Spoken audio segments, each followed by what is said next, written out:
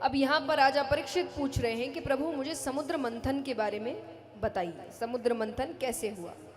सुखदेव जी बताते हैं कि एक बार इंद्र रास्ते से कहीं जा रहे थे, सामने दुर्वासा ऋषि आ रहे हैं, दोनों का मिलना होता है। दुर्वासा ऋषि ने अपने गले में एक माला पहनी थी, वो माला उतार कर इंद्र को पहनाई। दोनों अपने अपने रास्ते निकल गए। इंद्र ने कुछ दूर जाते ही वो माला गले से उतारी और हाथी के सूंड पर फेंक दी। हाथी के सूंड से वो जमीन पर गिरती है, हाथी उसको कुचलते हुए चला जाता है। कुछ देर बाद दुर्वासा ऋषि वापस आ रहे हैं इस रास्ते से, उन्होंने अपनी माला पहचान ली।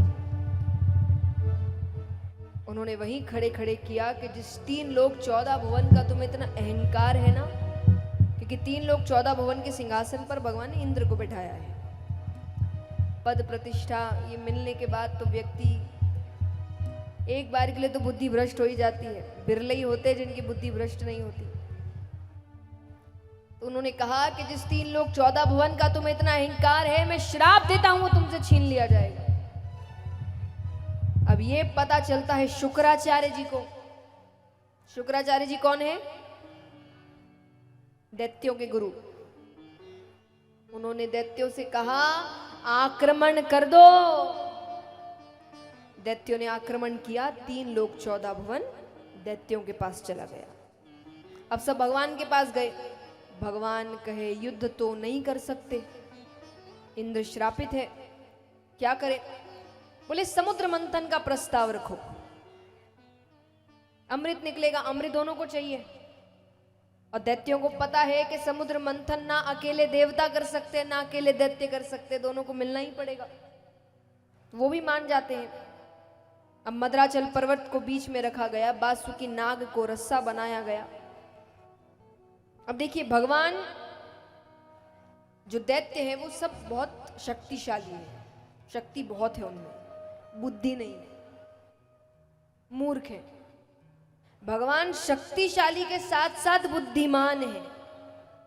उनको पता है कब बल का प्रयोग करना है और कब बुद्धि का प्रयोग करना है। तो भगवान ने देवताओं से कहा कि तुम जिद करना, क्योंकि नाग है ना, तो एक तरफ मुख होगा, एक तरफ पूंछ होगी और एक एक जगह खड़े रहना पड़ेगा। तो भगवान कहते जिद करना कि तुम्हें नाग के मुख की ओर खड़े रहना है। देवता ने कहा ठीक है। अब जैसा मैंने कहा दैत्य मूर्ख है, तो दैत्य कहे ये विष्णु बड़ा चालाक है, जरूर मुख के सामने रहने से कोई फायदा हो रहा है। तो वो कहे अभी हम राजा है, हम मुख की ओर रहेंगे। भगवान कहते बात तो सही है, राजा तो यही है, ठीक है हम पीछे चले जाते हैं। अब मंथन आरंभ किया जाता है। पहले नाग को जैसे ही मंथन शुरू करे, पहले तो वो पर्वत डूबने लगता है। तब भगवान ने कौन सा अवतार लिया? कच्छप अवतार, और अपनी पीठ पर मद्राचल पर्वत को रखते हैं। अब जैसे ही नाग को खींचा गया, सबसे पहले उसके मुख से विष निकला। इसीलिए भगवान ने लीला करी थी।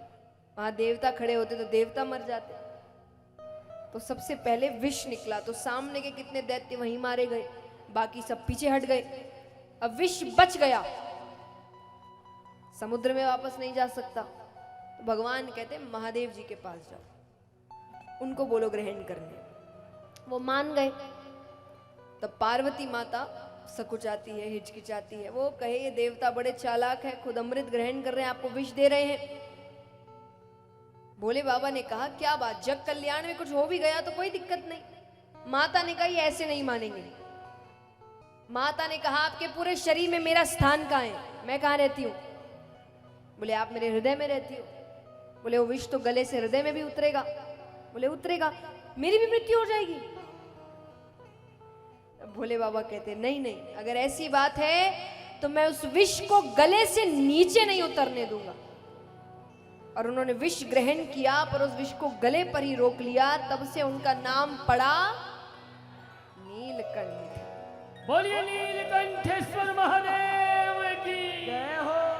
मैं हमेशा कहती हूँ जो लोग भोले बाबा का नाम लेकर नशा करते हैं, कि उन्होंने भी तो किया, तो थोड़ा ये भी करके दिखाइए, थोड़ा विष भी लेकर दिखाइए। अगर आपने विष पचा लिया, तब जो मन में आए करो। और अगर नहीं पचाया तो फिर कोई और चीज भी भगवान की बराबरी करके मत करना। अब यहां पर राजा परीक्षित पूछ रहे हैं कि प्रभु मुझे दान के बारे में बताइए, दान कब करना चाहिए, किसे करना चाहिए। सुखदेव जी कहते हैं ऐसे तो दान कभी भी करो बहुत फल प्राप्त होता है, पर कुछ खास दिन भी होते हैं, जैसे 2 आयन होते हैं, उत्तरायण दक्षिणायन, तब आप दान करें तो बहुत फल प्राप्त होता है। घर में किसी का जन्म हो तो दान करे तो बहुत फल प्राप्त होता है, किसी की मृत्यु हो तो दान करे बहुत फल प्राप्त होता है, अक्षय तृतीया के दिन दान करने से बहुत फल प्राप्त होता है। अब दान भी सुपात्र को करो, कुपात्र को दान करने से असर उल्टा पड़ जाता है।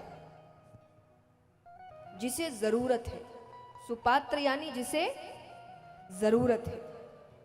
आज हम देते किसको है, जैसे एक उदाहरण स्वरूप मान लीजिए किसी धनवान के घर में शादी है, पति पत्नी आपस में बात करते हैं, अरे लिफाफे में 1-2 हजार रखना।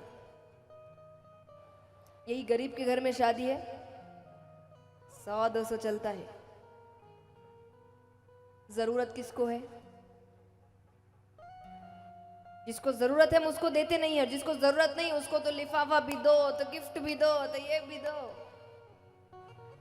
क्यों? वापसी आएगी। व्यक्ति तभी देता है, वरना कुछ ना दे वो किसी को। तो जहां कुछ ज्यादा दे रहा है उसको पता है कि ये भी कभी हमारे घर आए तो, और इसको ये नहीं कहते कि अरे हमने इतना दिया, हमने उतना किया। सुपात्र यानी जिसको आपकी छोटी सी मदद भी जिसके लिए बहुत बड़ी है।